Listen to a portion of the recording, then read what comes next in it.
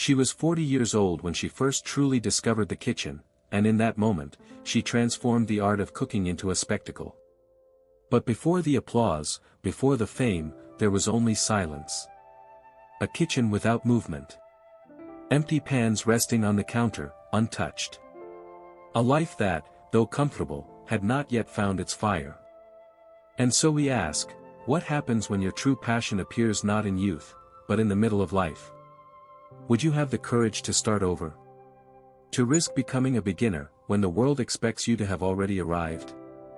For Julia Child, the answer was yes. Paris would awaken her senses, but long before the fame of television and the shelves lined with cookbooks, there was only a tall, awkward woman searching for something that felt alive.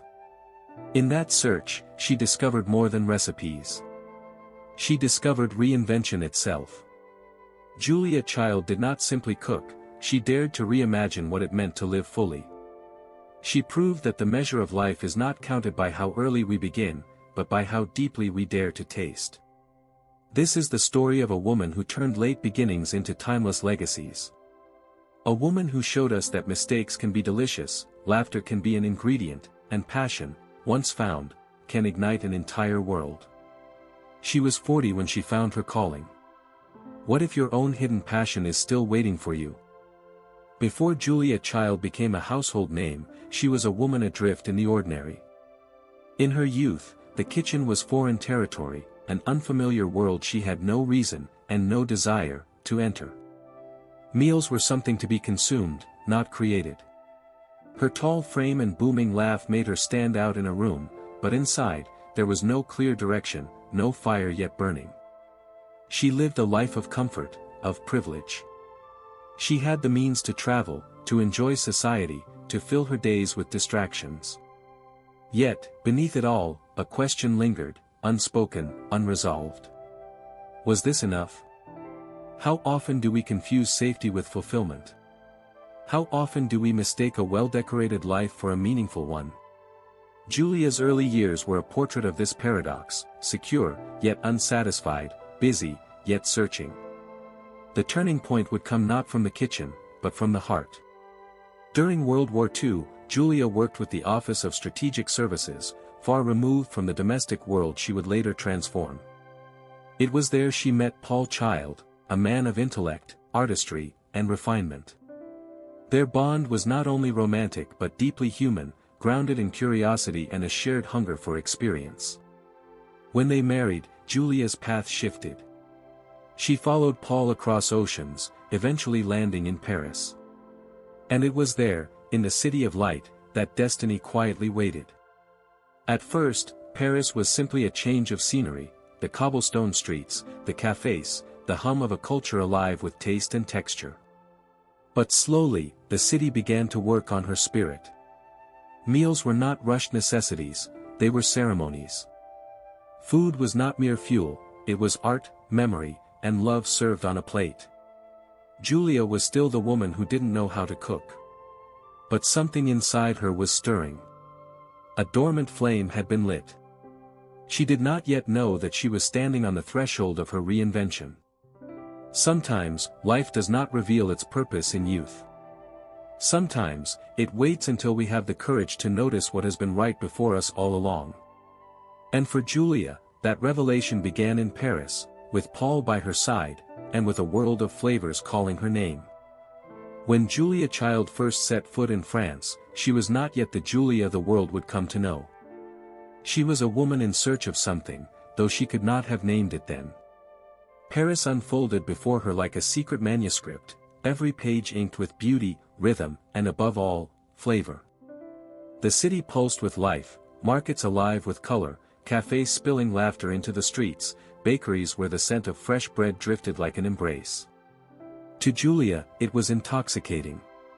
America had given her abundance, but France offered something she had never known, reverence for food, for the act of dining itself.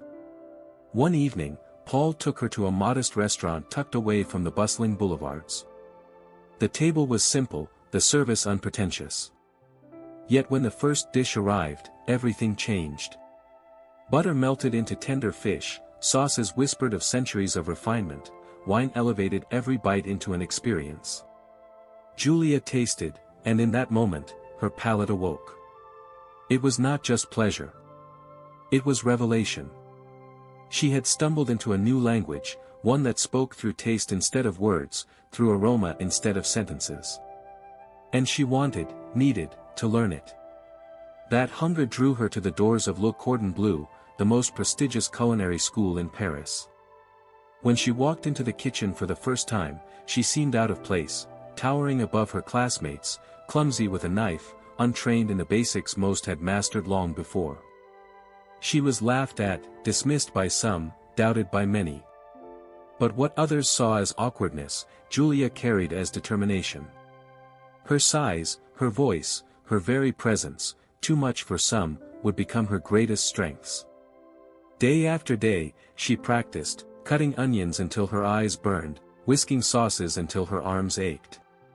The more difficult it became, the deeper she leaned into it. Because beneath the surface of trial and error, something richer was simmering. Julia was not merely learning to cook, she was being transformed. The kitchen was no longer foreign. It was becoming home. And yet, her awakening was not sudden.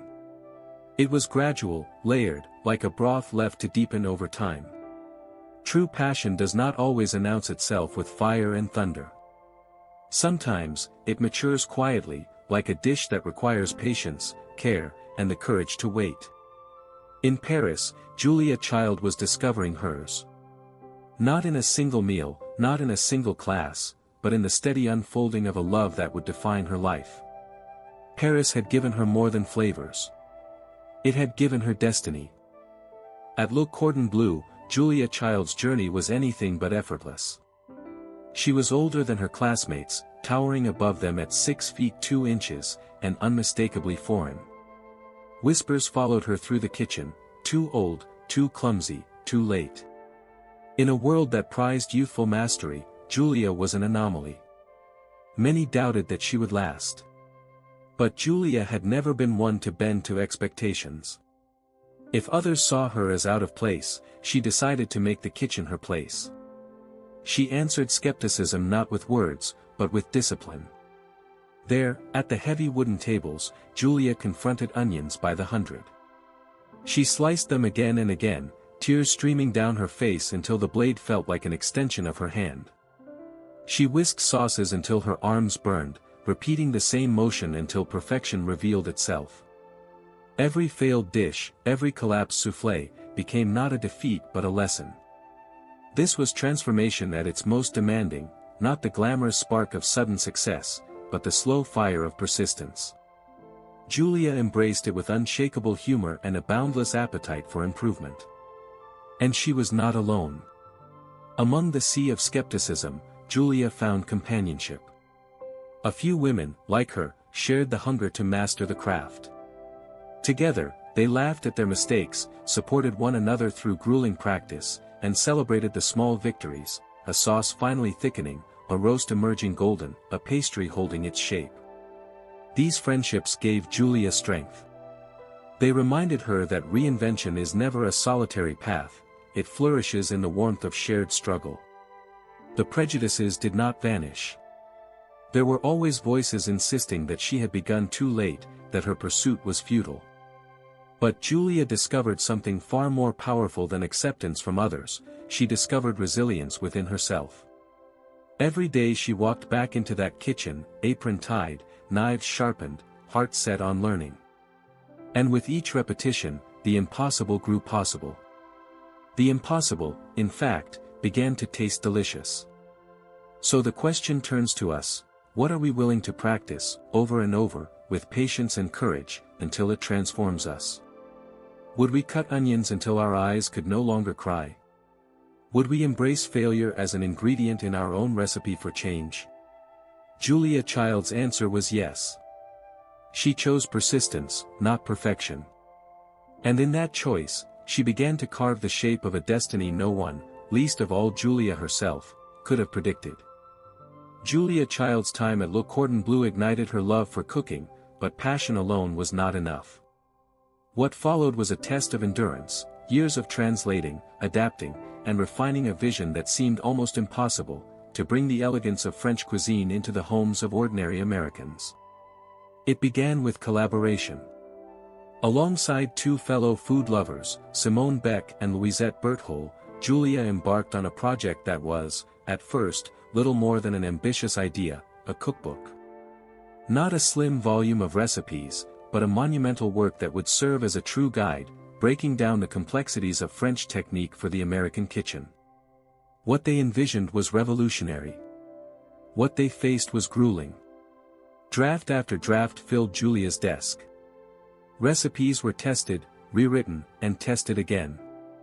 Measurements were adjusted, ingredients reconsidered, instructions rewritten with painstaking detail. What worked in Paris often failed in America. Flour behaved differently, ovens varied, tastes diverged. Julia insisted that every recipe had to work perfectly, not just once, but every single time. The process consumed nearly a decade. Publishers hesitated. Rejections piled up. One house declared the manuscript far too long, far too complex. Another advised trimming it down into something simpler, more fashionable. But Julia refused to compromise. She was not interested in trends. She was building a bridge sturdy enough to carry French culinary tradition across an ocean. Years passed. There were moments when the project seemed doomed, moments when frustration nearly eclipsed hope. Yet Julia's persistence mirrored the patience of her cooking. Just as a slow-simmered stock deepens with time, her manuscript gained richness through every obstacle. And then, at last, in 1961, the book emerged, Mastering the Art of French Cooking. 1,000 pages of precision and passion, written not for chefs in ivory towers, but for home cooks longing to taste the magic of France. The response was electric. Critics praised its depth, its clarity, its devotion to authenticity. Ordinary readers, once intimidated by French cuisine, found themselves empowered to attempt dishes they had only dreamed of. The book was not merely a collection of recipes, it was a doorway. For many, it was the first time they felt that fine cooking was not beyond their reach. Julia had done more than publish a book. She had shifted the landscape of American kitchens. And she had proven a timeless truth: true legacy is not born from haste, but from patience. From the courage to persevere through rejection, to refine until perfection, and to believe in the value of what you create, even when no one else does.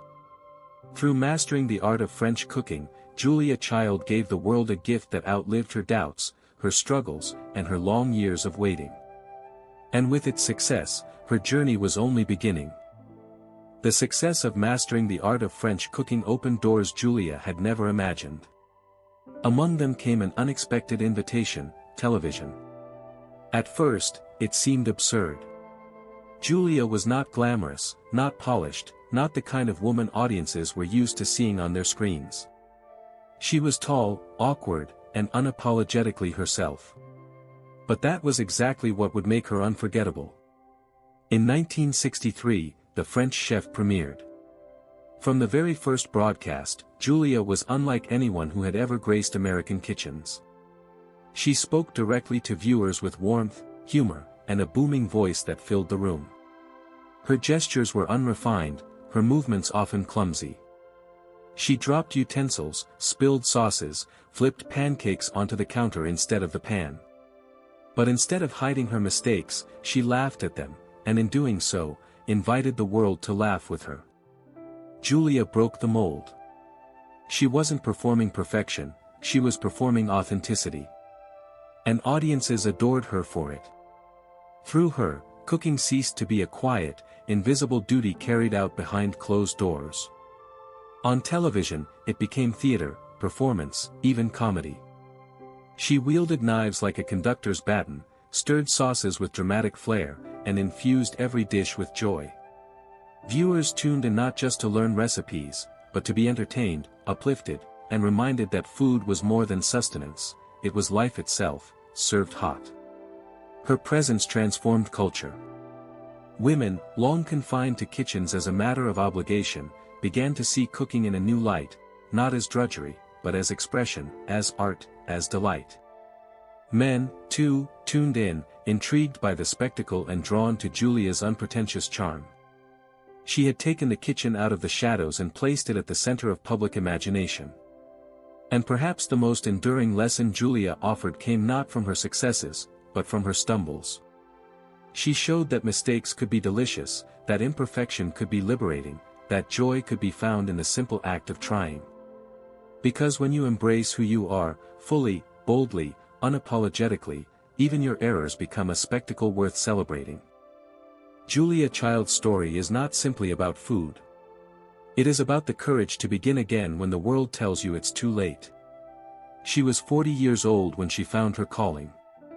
By the standards of society, she had missed her moment.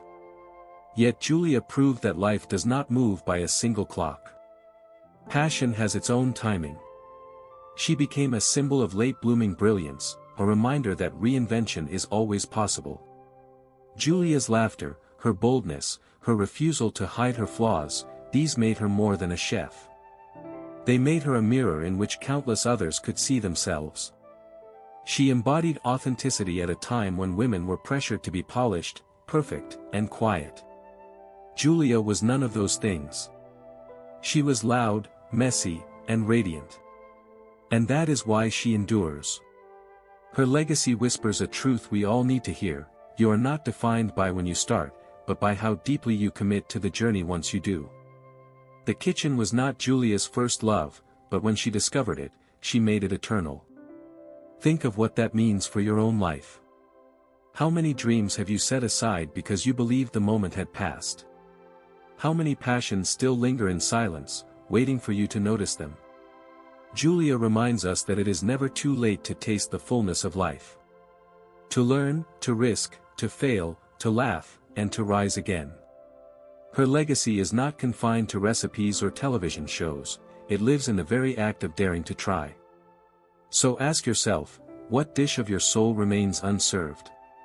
What calling still waits at the edge of your imagination? Because the truth is simple, there is no too late. There is only the choice to begin. She did not discover the kitchen early, but when she did, she made it eternal. And now the question turns to you: are you ready to serve the world the dish of your true passion?